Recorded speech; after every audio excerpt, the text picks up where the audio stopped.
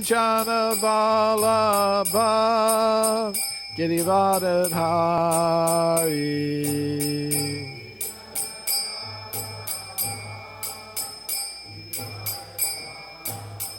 Shodanandana Vrajajana Ranjana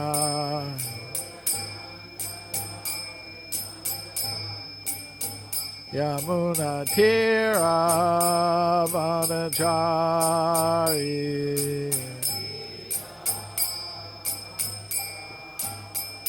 Jaya Radha Madhava Kunja Vihari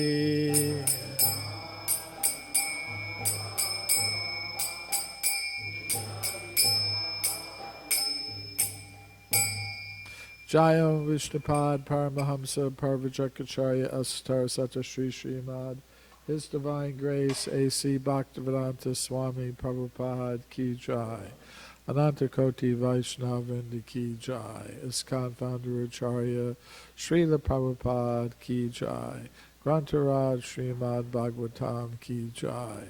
All glories to the assembled devotees. All glories to Sri Sri Guru and Gauranga. Glories to Srila Prabhupada.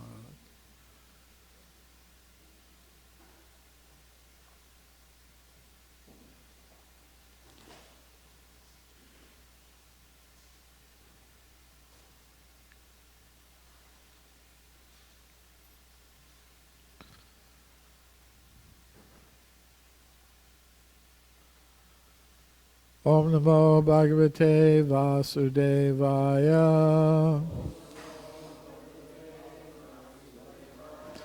Om Namo Bhagavate Vasudevaya. Om Namo Bhagavate Vasudevaya.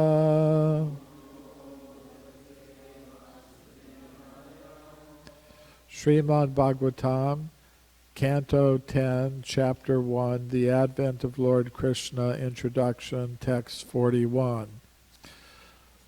Svapne yata pashyati deham idrisham manoratena binivishta chaitana drista shrutabhyam manasanuchintayan prapadyate tat kim api hi apasmritihi swapne yata pashyati deham idrisham manoratena binivishta chaitanaha Drusta Shrutabhyam Manasanuchintayan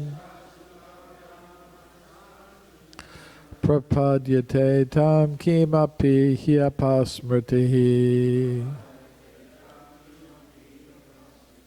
Swapne yata pashyati deham idrisham Manoratena binivishta chaitanaha Drishta Shrutabhyam Manasanuchintayan Prapadyate tad kimapi hyapasmritihi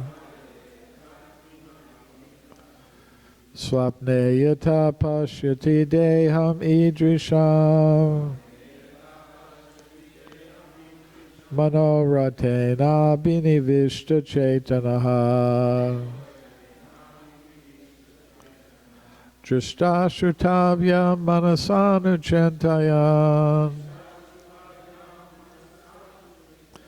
Prapadyate tad kimapi hyapasmritihi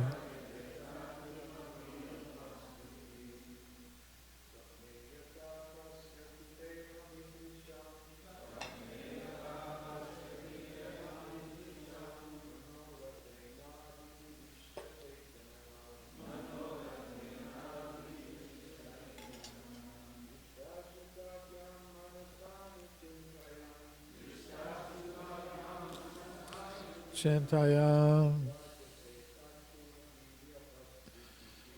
Prapadyate Tat Kimapi Hyapasmriti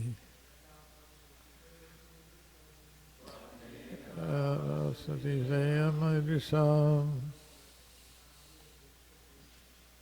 Anoraytena Binivishya Chaitanaha Shastashvitavyam Manasana Chintayam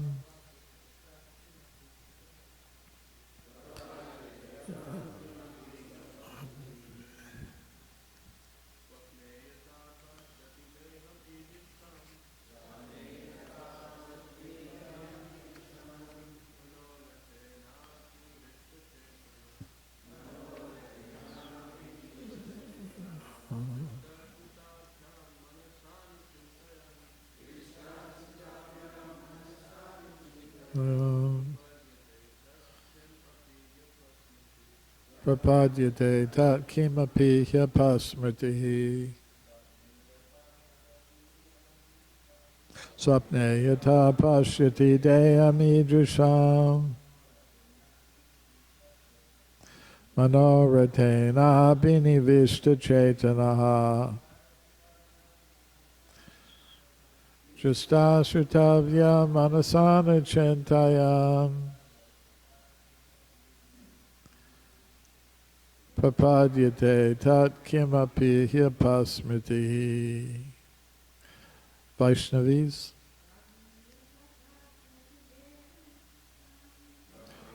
Atapashati deham idrisam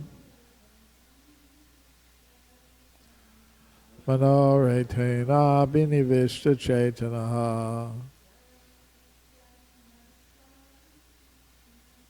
Vistashritabhyam manasana chintayam Prapadyate tat kimapi hyapasmritihi Apne yata pashyati deham idrisam Manoretena binivishta chaitanaha Justasritavyam manasana chintayam Prapadyate kimapa hyapasmritihi Swapne, in a dream, yata, as, pashyati, one sees, deham, the kind of body, idrisham, similarly, manoratena, by mental speculation, abhinivishta, is fully absorbed, chaitanaha, he whose consciousness, drusta, by whatever has been experienced, by seeing with the eyes, shrutabhyam, and by hearing a description of something else, manasa, by the mind, anuchintayan, thinking, feeling, and willing, prapadyate, surrenders, tat, to that situation, kimapi, what to speak of, he, indeed, apasmritihi, experiencing forgetfulness of the present body. Translation and purport by His Divine Grace A.C. Bhaktivedanta Swami Prabhupada. Translation. Having experienced a situation by seeing or hearing about it, one contemplates and speculates about that situation, and thus one surrenders to it, not considering his present body. Similarly, by mental adjustments, One dreams at night of living under different circumstances in different bodies and forgets his actual position. Under this same process, one gives up his present body and accepts another, tata dehantara prapti. Please repeat. Having experienced the situation, by seeing or hearing about it, one contemplates and speculates about that situation, and thus one surrenders to it, not considering his present body. Similarly, by mental adjustments, one dreams at night of living under different circumstances in different bodies and forgets his actual position. Under this same process, one gives up his present body and accepts another. Tata dehantara prapti.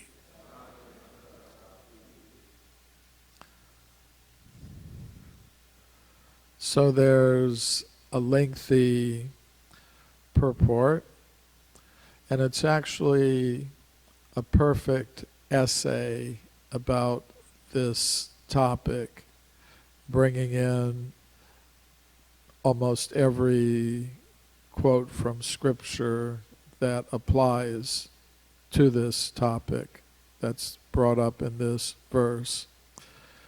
And it's just amazing to contemplate that Srila Prabhupada was dictating these things during the very last months of his presence here on this planet.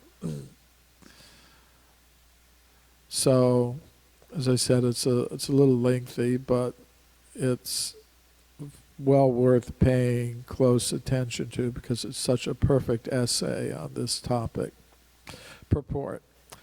Transmigration of the soul is very clearly explained in this verse. One sometimes forgets his present body and thinks of his childhood body, a body of the past, and of how one was playing, jumping, talking, and so on.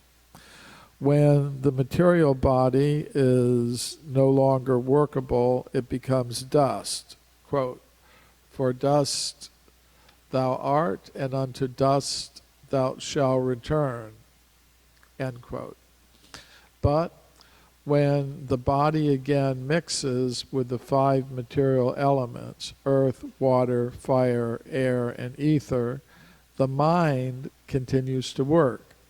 The mind is the subtle substance in which the body is created, and we actually experience in our dreams and also when we are awake in contemplation.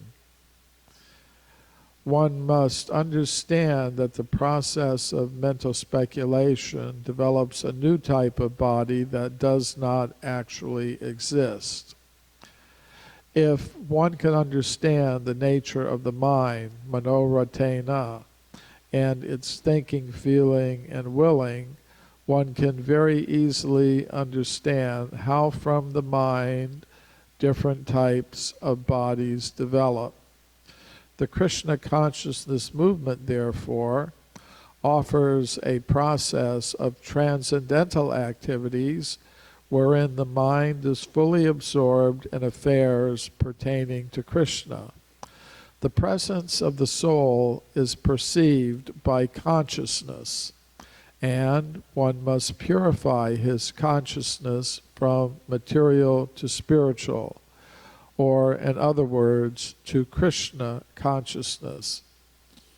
That which is spiritual is eternal, and that which is material is temporary.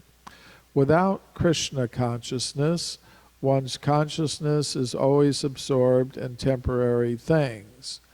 For everyone, therefore, Krishna recommends in Bhagavad Gita 9:34, Manmana bhava mad bhakto madhyaji mam namaskuru. One should always be absorbed in thought of Krishna. One should become his devotee. One should always engage in his service and worship him as the supreme great. And one should always offer him obeisances. In the material world, one is always a servant of a greater person. And in the spiritual world, our constitutional position is to serve the Supreme, the greatest, Param Brahma. This is the instruction of Sri Chaitanya Mahaprabhu, Jivara Swarupahoy, Krishnara Nityadas, Chaitanya Charitamrita, Madhya Lila, Chapter 20, Text 108. To act in Krishna consciousness is the perfection of life and the highest perfection of yoga. As Lord Krishna says in Bhagavad Gita 6:47, Yoginam api sarvesham madgatain antaratmana Shraddhavan bhajate yomam same yuktatamo mataha. Quote, of all yogis, he who always abides in me with great faith, worshiping me in transcendental loving service, is most intimately united with me in yoga and is the highest of all. End quote.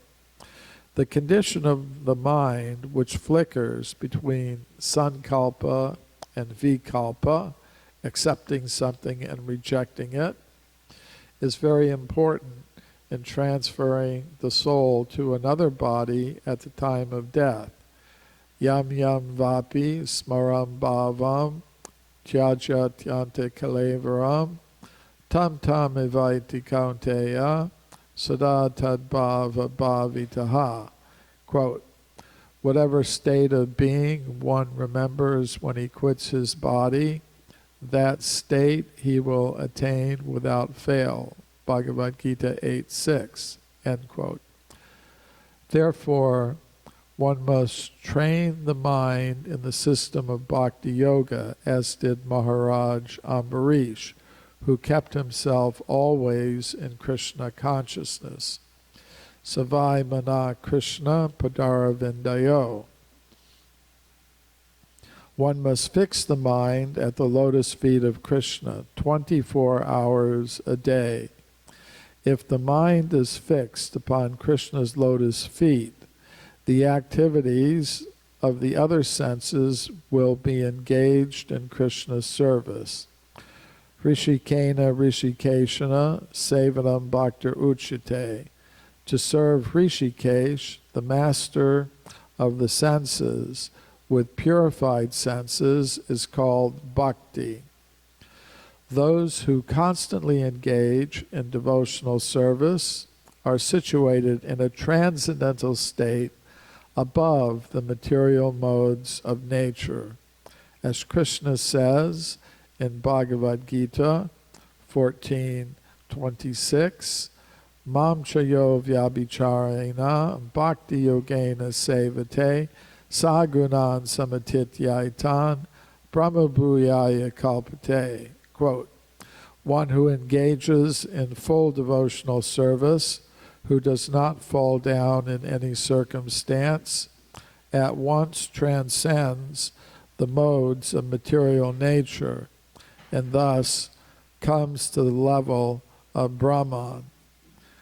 One must learn the secret of success from the Vedic literatures, especially when the cream of Vedic knowledge is presented by Bhagavad Gita as it is. Because the mind is ultimately controlled by the Supreme Personality of Godhead, Krishna, the word apasmriti is significant. Forgetfulness of one's own identity is called apasmritihi. This apasmritihi can be controlled by the Supreme Lord, for the Lord says, matasmritir jnanam apohanam cha. Quote, from me come remembrance, knowledge, and forgetfulness, end quote. Instead of allowing one to forget one's real position, Krishna can revive one's original identity at the time of one's death, even though the mind may be flickering. Although the mind may work imperfectly at the time of death, Krishna gives a devotee shelter at his lotus feet. Therefore, when a devotee gives up his body, the mind does not take him to another material body. Tyaktva deham punarjanma naiti mam eti. Rather, Krishna takes the devotee to that place where he is engaged in his pastimes, mam eti, as we have already discussed in previous verses. One's consciousness, therefore, must always be absorbed in Krishna, and then one's life will be successful. Otherwise, the mind will carry the soul to another material body. The soul will be placed in the semen of a father and discharged into the womb of a mother. The semen and ovum create a particular type of body according to the form of the father and mother. And when the body is mature, the soul emerges in that body and begins a new life. This is the process of transmigration of the soul from one body to another, tata dehantara praptihi. Unfortunately, those who are less intelligent think that when the body disappears, everything is finished. The entire world is being misled by such fools and rascals. But as stated in Bhagavad Gita 2:20, Nahanyate hanyamane sharire, the soul does not die when the body is destroyed. Rather, the soul takes on another body. Om Jnana Timirandasya Gyananjana Shalakaya Chakshurunmilitam Yena Tasmai Shri Gurave Namaha. Shri Krishna Chaitanya Prabhu Nityananda Shri Advaita Gadadhar Shri Vasadi Gaur Bhaktavinda. Hare Krishna Krishna Krishna Hare Hare, Hare Rama Rama Rama Hare Hare. The verse again. Having experienced a situation by seeing or hearing about it, one contemplates and speculates about that situation, and thus one surrenders to it, not considering his present body. Similarly, by mental adjustments, one dreams at night of living under different circumstances, in different bodies, and forgets his actual position. Under this same process, one gives up his present body and accepts another, tata dehantara praptihi. So in this verse, Vasudeva is speaking to Kamsa, and he is explaining how in different circumstances one forgets even one's present body. The first thing he mentions is what we might call daydreams. The verse says, having experienced a situation by seeing or hearing about it, one contemplates and speculates about that situation and thus surrenders to it, not considering his present body. Like might even happen in Bhagavatam class. You hear Drutakarma droning along and your mind goes somewhere else. You forget your present body. Actually, there's a famous short story called The Secret Life of Walter Mitty. It's written by a man named James Thurber. Probably in high school, if you took an American literature class, you had to read it. But basically, what would happen is this man, Walter Mitty, he was kind of a mild-mannered sort of fellow, and he was married, and he'd be driving in his car with his wife somewhere, and then he'd see something, and his mind would just go off. He'd imagine he was a heroic fighter pilot, going off into battle, or he'd be just this famous surgeon, conducting this amazing operation that saved somebody's life, or that he'd be a spy who'd been caught and is courageously facing a firing squad. Just go off and daydream about different things. And, people often do that.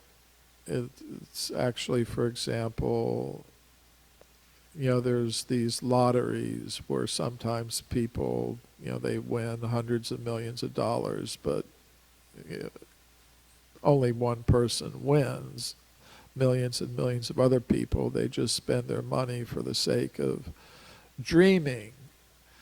Yes, when I have $500 million, this is what I'll do. I'll buy this house, I'll quit my job. They just forget about their current situation. Or mentally, when people go to a movie theater, if the director of the film has done a good job, then the person sitting in the theater and mentally contemplating the flickering lights on the screen forgets his or her present body, their existence. They identify with the personality on the screen, and then they begin to experience different emotions if it's done right. For example, if it's a horror movie, they'll experience fright and fear. If it's a romance, they'll experience the satisfaction of finding their perfect lover.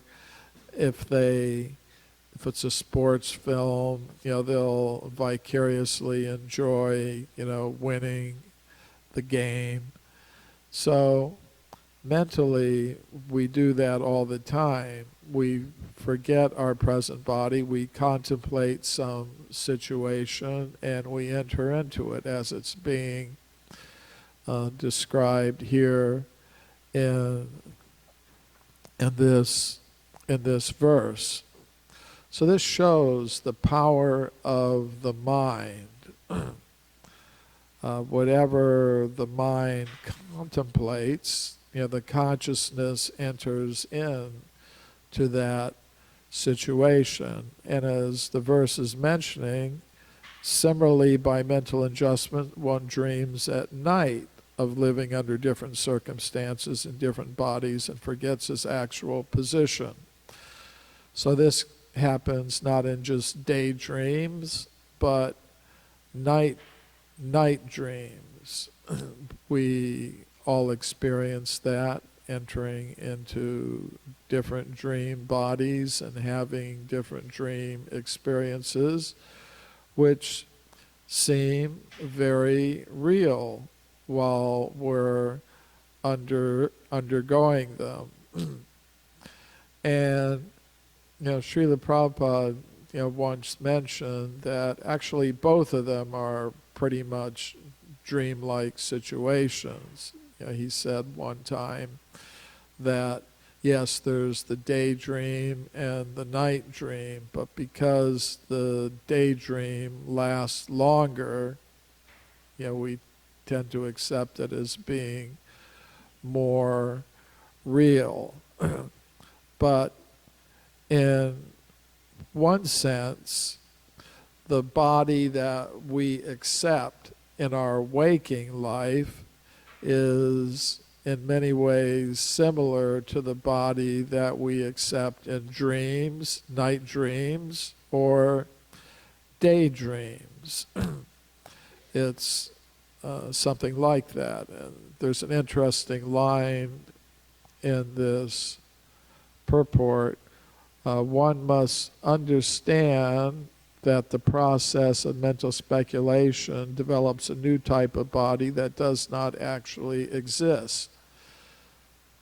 So what does that mean? The body does not actually exist. It does exist. It has some existence, but it's very temporary, and it's not the ultimate real existence. Srila Prabhupada was quoting in the purport a statement by Lord Chaitanya, Jivara Swarupa Hoy Krishnara Nityadas, the eternal form of the living entity, the constitutional position of the living entity is eternal servant of Krishna. So he uses the word Swarupa. That means one's own real form. According to Srila Prabhupada's presentation of the Srimad Bhagavatam and the other Vedic literatures, every living entity has its Swarupa, its eternal spiritual form, from which it is non-different. In material condition life, we are different than the bodies that we take on, whether we're talking about the body that we take on in a daydream, or the body that we take on in a night dream, or the body that we were born into at a certain point of time. It's the body that we have is made up of material elements. It's something different from the soul. And in that sense, it's similar to the kinds of bodies that we take on in dreams of either the night variety or the day variety, in that it's not the real self. And because it's not the real self, if we identify with it, we're never going to be satisfied. And we need to engage in some kind of therapy that will bring us back to our real self. Sometimes actors, they engage in what's called method acting, where they really get deeply into a role, sometimes so deeply that they forget their real identity apart from the role. They get so deeply involved in the character that they can't get out of the character that they're trying to play. So they may need therapy in some cases to get back to their real identity. So in a sense, we're all like that. We've, as Srila Prabhupada has many times said, we have forgotten our real identity as Krishna's eternal servants. There's this word apasmritihi that Srila Prabhupada was emphasizing in the purport, forgetfulness. So we forget our original spiritual identity, and we have to be reminded of it gradually. Sometimes it happens that if a person is in an automobile accident, they forget who they really are, and they have to be reminded gradually. Yes, you're so-and-so, this is your wife, or this is your husband, these are your children, and gradually they may get their memory back. So, in the beginning, we're taught, first of all, you're not who you think you are. You're not the material body. And then, what am I? Ultimately, you're Krishna's eternal servant. And then gradually, as one practices devotional service, it will eventually become revealed exactly what servant of Krishna you are. You know, Srila Prabhupada states that it will eventually come to that stage.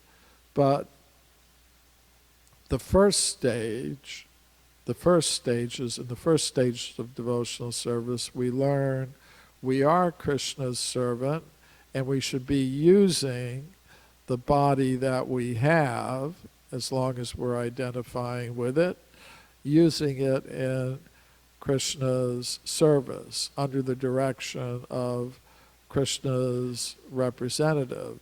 And in that way, we'll wake up from this dream of material existence. In the 4th canto, there's a purport where Srila Prabhupada points out that actually this whole material creation is the dream of Mahavishnu.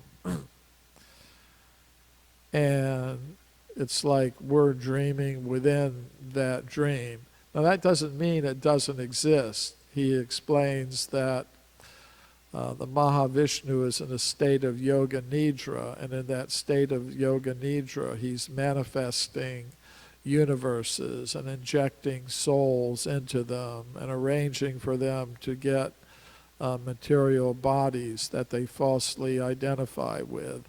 So the whole thing is like you could say, a virtual reality system.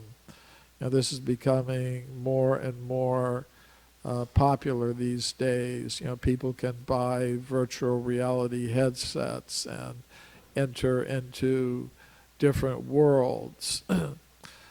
And they're not real in the sense that they're produced, but they're real in the sense that the apparatus that produces them is real. It exists. There is a virtual reality headset.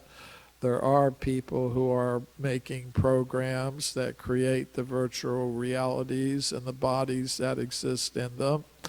But so they're real in that sense. So when Srila Prabhupada says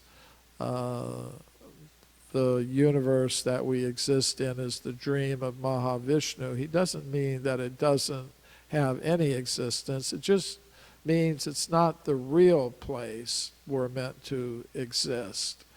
We're really meant to exist in the spiritual world with Krishna as his eternal servants. So in Srimad Bhagavatam, we're hearing about that, we're learning about that, and we're being given a process that will help us actually realize that in terms of factual experience. So I'll stop there. Is any question, comment? Yes?